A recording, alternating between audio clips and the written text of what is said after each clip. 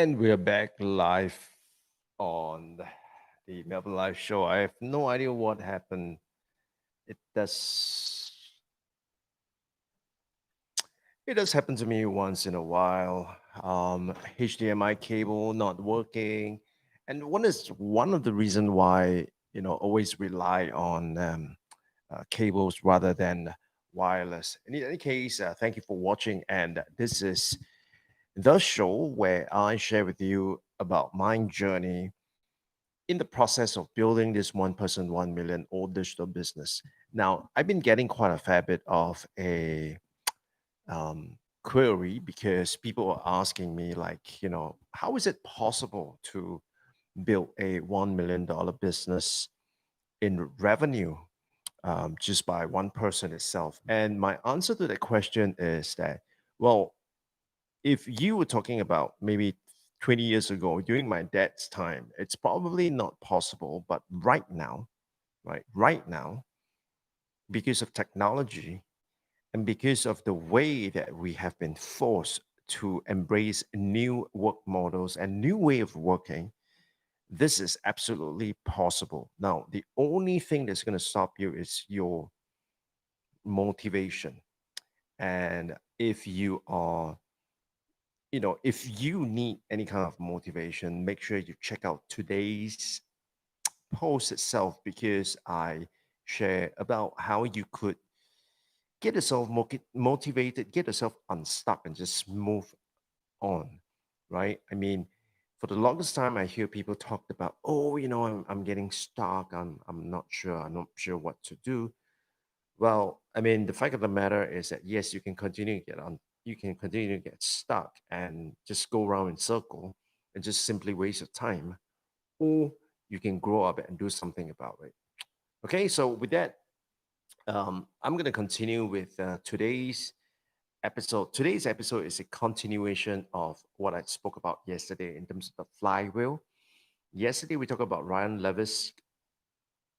Yes, I think it's Ryan Levis book where he talks about how he built that flywheel to kind of ask his subscribers what exactly are they interested in, right? What is it that they need, and what exactly do they need help with?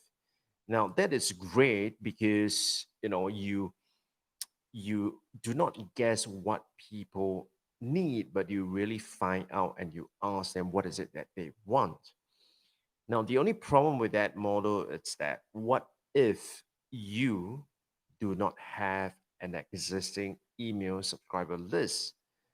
I mean, for the most part, I think most of you who are watching this, you probably do not have an existing email subscriber list. Even for myself, right? I mean, my subscriber list isn't like huge.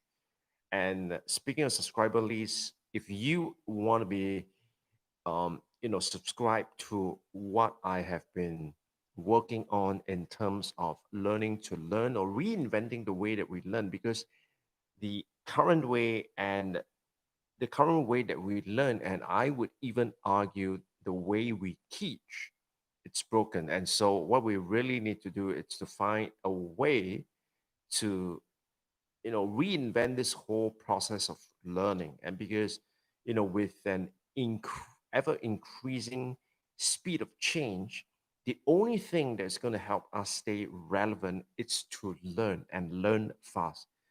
Additionally, if you want to achieve a goal like building a one person 1 million or digital business, and you have never done that before, obviously you're going to have to do a series of things to help you achieve that goal.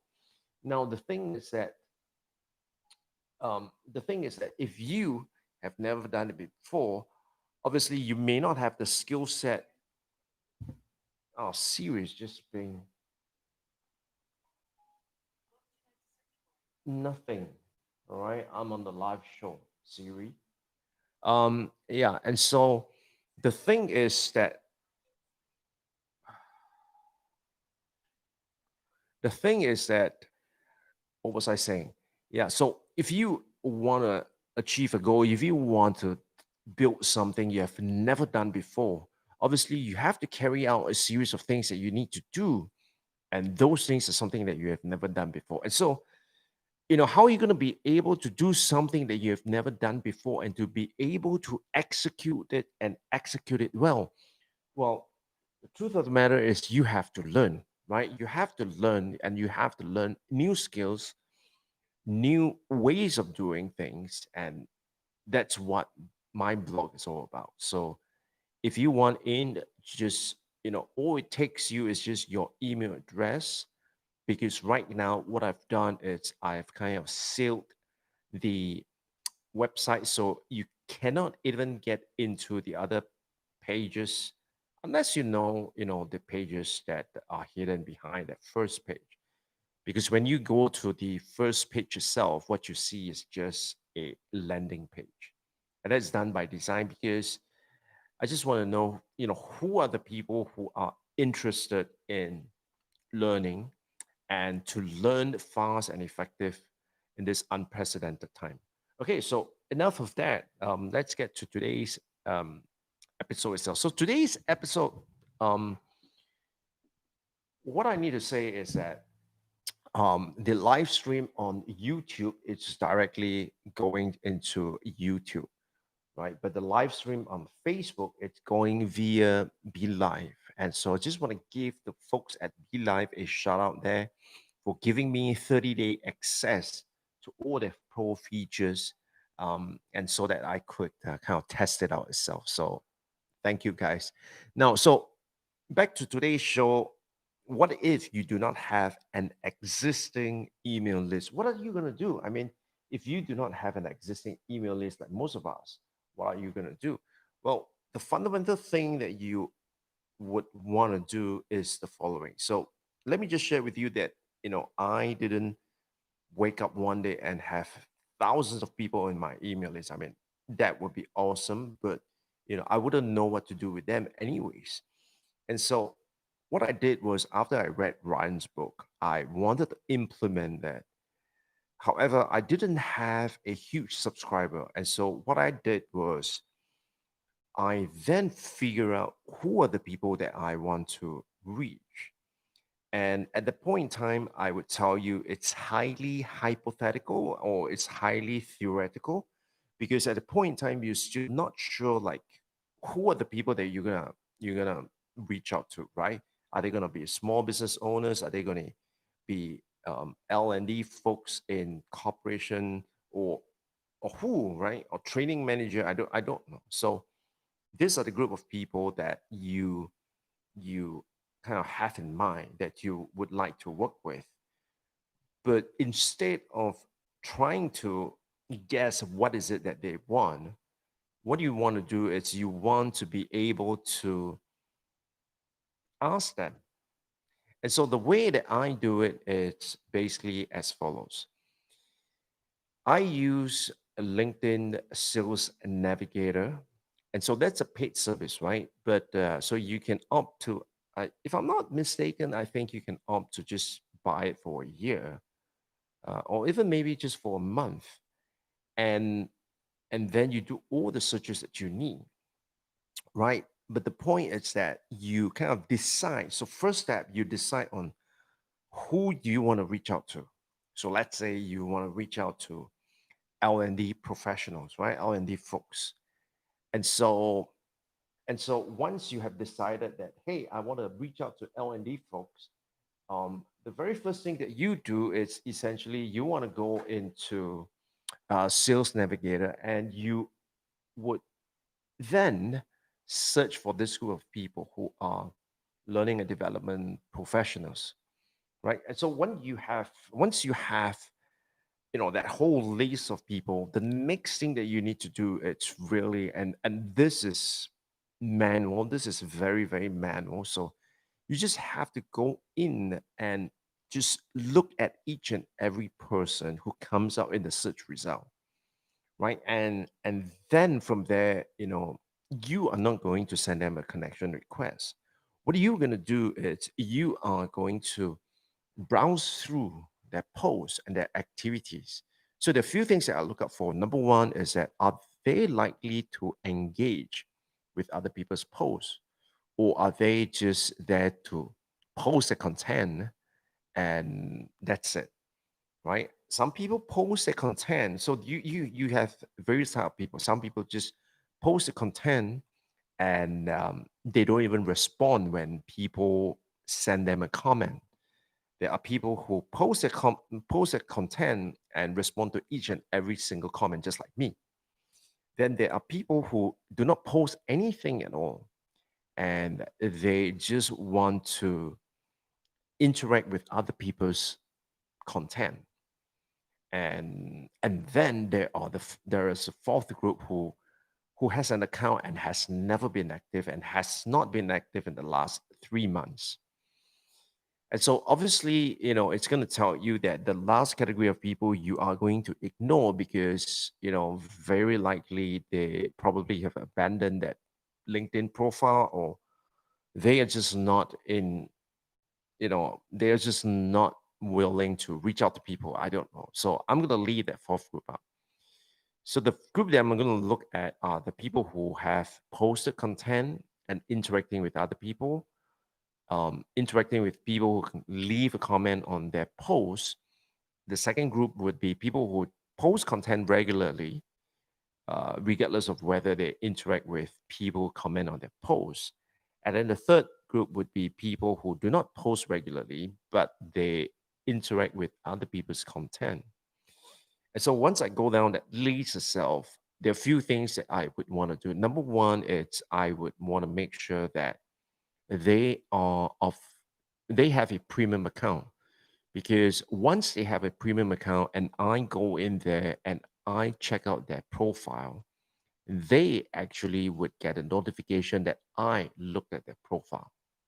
So that is the main thing with looking at a profile itself. It's like, I go knocking on your door, and then when you open the door, you see my face, right? You know that I am the one looking at your profile.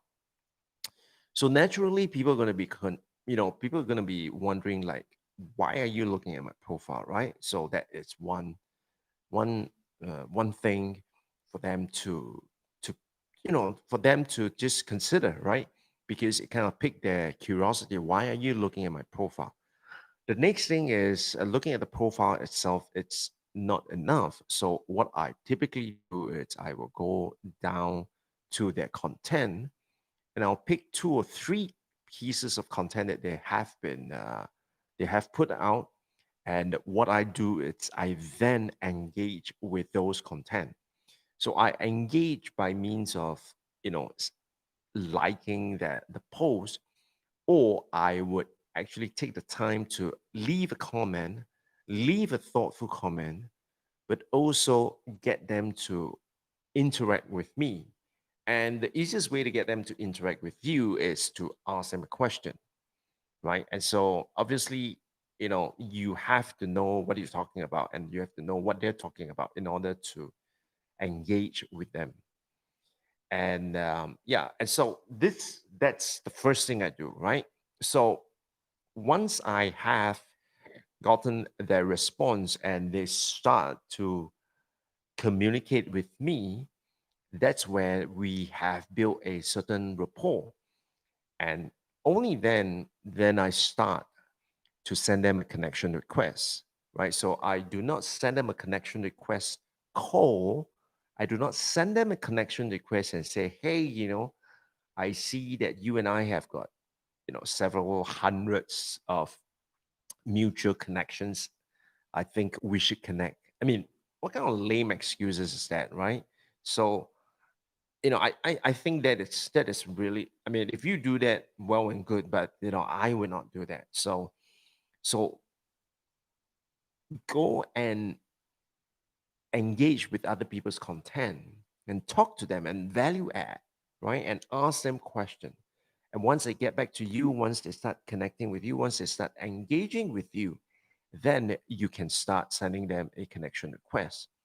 So once they accept my connection request, the immediate thing that I do is I would actually send them a personalized note. And the personalized note will go in the form of thank you for accepting my connection request. I'm really looking forward to engaging with your content, which I already had, right? I'm looking forward to engaging with the content and also value adding to your network. That's what I would tell them. And then I would also ask them a question, right? The question I ask them is, what are you currently working on right now? So of course, depending on whether they are an independent consultant or they are someone who is working, I will ask them different questions. And once we get that conversation going, the next thing I do is I will then ask them about their work. I will ask them about the projects that they're working on, and I will also share a little bit about myself. And over a period of maybe 2 or 3 messages afterwards, that is when I will start asking them that one question. And so that one question I ask them would be, what is the single greatest challenge in your business right now?